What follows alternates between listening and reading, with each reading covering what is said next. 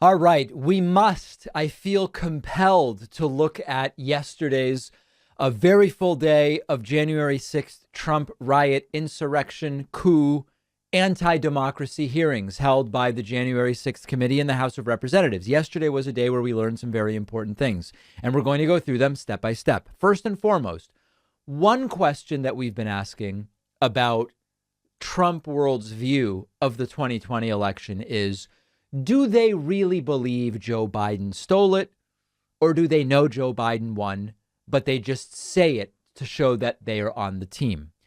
The sort of subsequent question to that is, assuming Trump really believed it or not, either way, when Trump said Mike Pence has the power to send it back to the states, overturn it, whatever, right? The Pence-Eastman plan, as it has become known.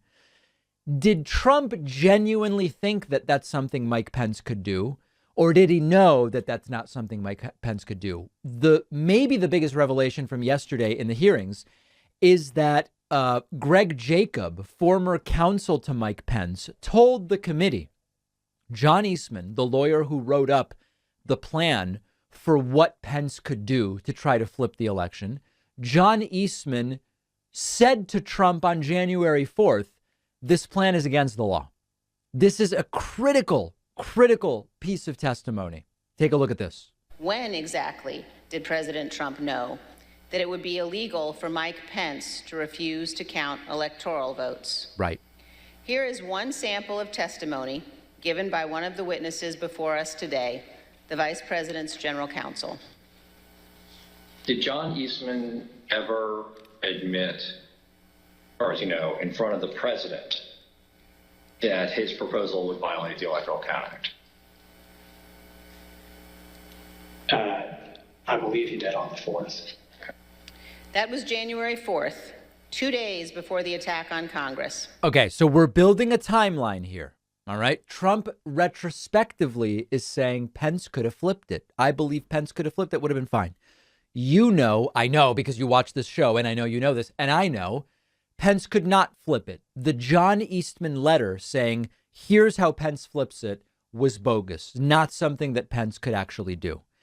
Trump was told that on January 4th, which gets us to our next piece of testimony. Jason Miller says to the January 6th committee that on January 5th, Donald Trump dictated most of the letter claiming that Mike Pence could flip the results. Trump was told on the 4th it's illegal. And on the 5th, Trump dictates a letter saying Pence can do it, already knowing that it's against the law. Did he dictate this statement? He dictated most of it. I mean, typically on these, I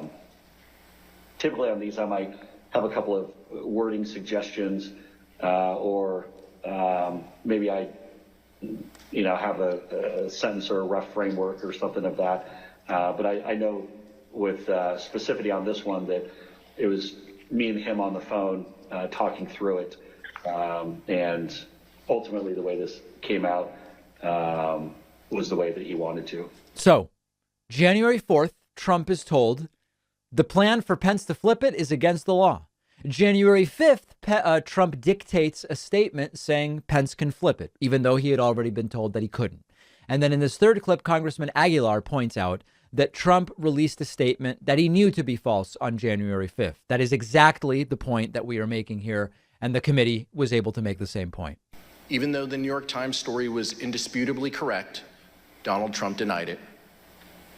Trump issued a statement claiming that the vice president had agreed that he could determine the outcome of the election, despite the fact that the vice president had consistently rejected that position. Let's look at what the president said in his statement. Quote, "The New York Times report regarding comments Vice President Pence supposedly made to me today is fake news. He never said that. The vice president and I are in total agreement that the vice president has the power to act." Mr. Jacob, how did the vice president's team react to the statement from the president that the vice president could take an active role in determining the winner of the presidential election? So we were shocked and disappointed because whoever had written and put that statement out, it was categorically untrue. Okay.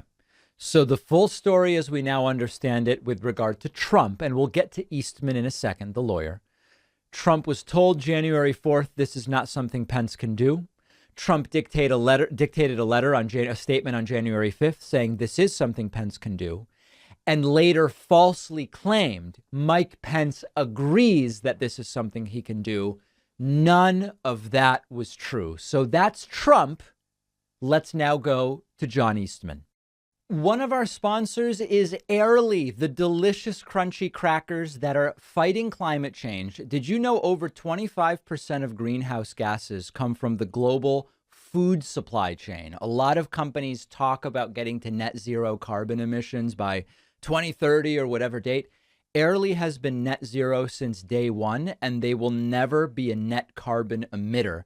Each box of Airly crackers removes 18 to 21 grams of CO2 from the air. That's why it's called Airly. They're available in 4 delicious sweet or savory flavors: cheddar, sea salt, chocolate, salted caramel or caramel, as some people like to say. Whole grain oats are always the main ingredient. They're made with 100% real cheese, cocoa, butter, brown sugar. Our whole team loves them. I know you will too. It is a snack you can feel good about. Go to airlyfoods.com/Pacman and use the code Pacman for 25% off. The link is down below.